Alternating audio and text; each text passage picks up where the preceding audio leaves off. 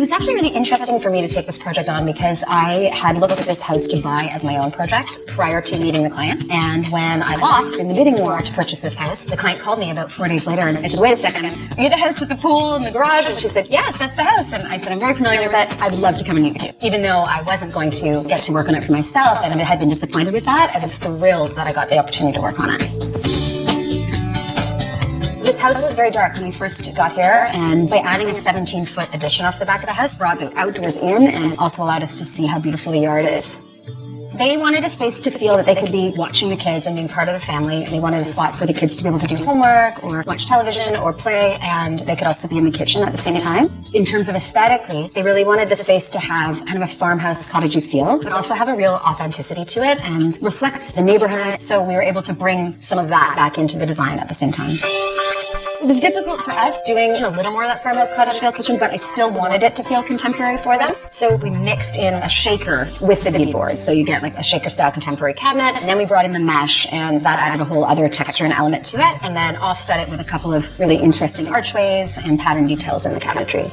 The fridge that they wanted was a really large fridge. It wasn't a counter-depth fridge, so we had to hide the fact that it wasn't going to sit flush or plumb with the rest of the cabinet. So where the fridge went back, we actually built the cabinetry out on the corner so that it allowed for the fridge to hide, but then also give us a little bit of storage on the side for brooms and cleaning materials.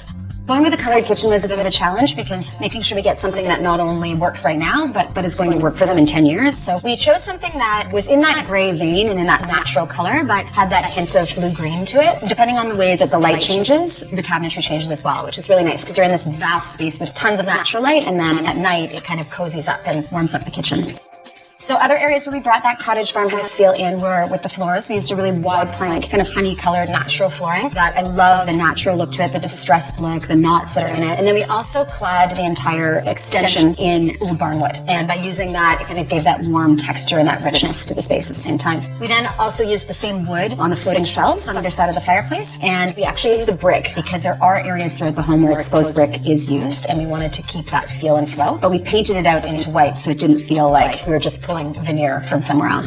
Halfway through the design process, we decided to switch the layout of the basement, so we had to switch the staircase direction, and we had to bump out a little bit of headroom for the walkway down to the basement. So we ended up using a credenza to hide a little area of bump out that was coming through the floor on the main floor. So only half of the credenza is functional.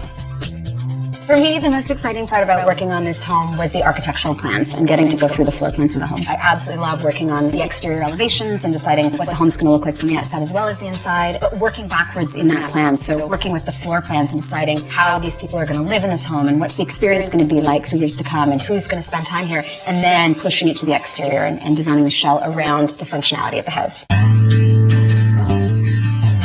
If I could describe space with one word, I would say that the word would be thoughtful. There was so much work and so much research and so much upfront that went into working with these clients that their home and their heart and their soul is really in here. So I think thoughtful would be the word I would use.